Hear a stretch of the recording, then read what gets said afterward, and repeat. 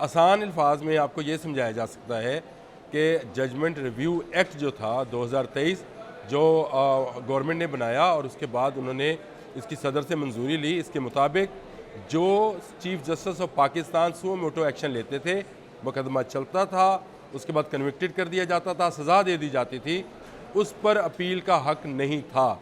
ये इंसानी बुनियादी जो हुकूक हैं उनकी भी खिलाफ वर्जी थी। आप लोअर कोर्ट हो, हायर कोर्ट हो, सुप्रीम कोर्ट हो, वहाँ से जजमेंट आती है तो जो कन्विक्टेड है उसको ये हक दिया जाता है कि वो अपील कर सकता है। लेकिन यहाँ पर अपील करने का हक नहीं था, जो कि गवर्नमेंट ऑफ पाकिस्तान ने समझा, जो गवर्नमेंट कोलिशन गवर्नमेंट थी उसने समझा कि ये मिलना चाहिए। उन्होंने एक एक्ट बनाया, एक्ट को मंजूर करवाया, पहले असम्बली से मंजूर करवाया, फिर सदर को भिजवाया, सदर ने वापस भिजवाया, फिर वो वापस गया सदर के पास और फिर वो एक्ट नाफिज हो गया। लेकिन सुप्रीम कोर्ट ऑफ पाकिस्तान ने इस हक को तस्लीम नहीं किया और उस पर एक जो था वो बेंच बना दिया, 3 रुकनी बेंच था जिन्होंने आज अपना फ़ैसला दिया। 19 जून को ये फ़ैसला महफूज किया गया था और आज ये फ़ैसला सुना दिया गया। देखें, इसमें जो एक्ट बना था उसके मुताबिक पहली बात तो ये थी कि जो सुओ मोटो एक्शन है ये जो चीफ जस्टिस ऑफ पाकिस्तान है वो अकेले नहीं ले सकते हैं। इसके लिए सुप्रीम कोर्ट ऑफ पाकिस्तान के 3 सीनियर जजेस का होना ज़रूरी है।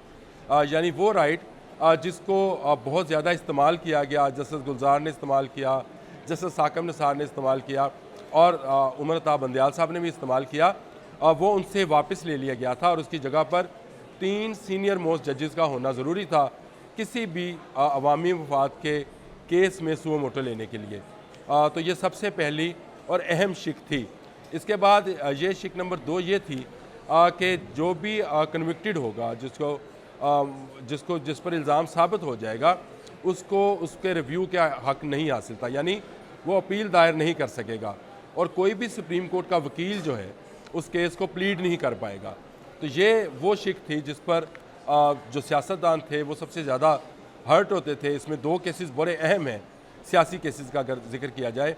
एक तो मियां मोहम्मद नवाज शरीफ का केस था जिनको एक सुओ मोटो एक्शन के ज़रिए जो है नाअहल करार दे दिया गया, और दूसरा एक सुओ मोटो एक्शन जो था वो जहांगीर तरीन का केस था। तो ये 2 सियासी केस दोनों अपनी अपनी पार्टीज़ के जो है सरबराह है। तो जब ये एक्ट मंजूर हुआ तो सबसे ज़्यादा शोर जो सोशल मीडिया पर भी आया वो इसी पर आया कि इससे मियां नवाज शरीफ को और जहांगीर तरीन को सियासी फ़ायदा पहुँचाया जा रहा है। अच्छा, शिक नंबर 3 जो है वो मैंने आपको उसी में जिक्र भी कर दिया कि मुतासरा वकील जो मुतासरा फ़रीक है वो वकील कर सकता है। तो मैंने आपको बताया कि पहले ये हक भी नहीं था तो वो कोई वकील करे या किसी वकील को ये हक नहीं था कि वो अपील दायर कर दे। तो ये मैंने आपको बता दिया और इसका इतलाक़ जो है तमाम मुकदमात पर होना था।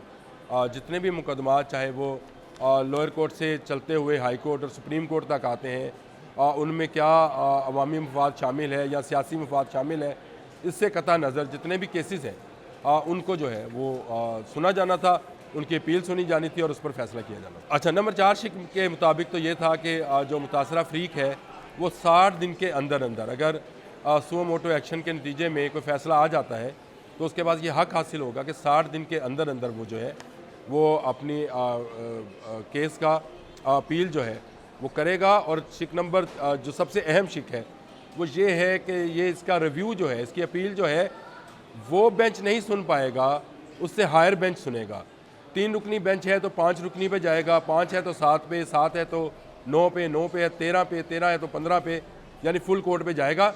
ये नहीं हो सकता। जैसे मियां नवाज शरीफ की जो केस था उसमें 8 रुकनी बेंच था, लेकिन अब वो अगर केस दोबारा रिव्यू के लिए जाता है तो वो केस जो है फिर उससे हायर यानी उससे 9, 11, 13, 14, 15 वो जजेस सुनेंगे। ये सबसे अहम है जिससे के जजेस को सबसे ज़्यादा इतराज़ था इस पर। देखिए, जहाँ तक बात है कि पीडीएम इस पर क्या लाहे अमल करेगी, पीडीएम अब कर कुछ नहीं सकती। हुकूमत जो है वो ख़त्म हो चुकी और हुकूमत घर जा चुकी। अब एक स्पीकर की ऑप्शन मौजूद है कि स्पीकर इस पर दोबारा से रिव्यू अपील करें और वो रिव्यू अपील जो है वो फिर हायर पर सुनी जाए। ये एक बड़ा बारीक सा नुक्ता है कि एक तरफ तो जो 3 रुकनी बेंच है वो इस हक़ को ही ख़त्म कर रहा है कि कोई अपील करेगा, और दूसरी जानिब जो है जो स्पीकर हैं वो पहले से डटे हुए हैं। उन्होंने पहले भी ये केस जो है दोबारा रिव्यू के लिए भेजा था। अब अगर ये रिव्यू के लिए जाता है तो ये सुप्रीम कोर्ट के चीफ जस्टिस का अख्तियार होगा कि उसके लिए वो 3 रुकनी बेंच को ही बरकरार रखते हैं।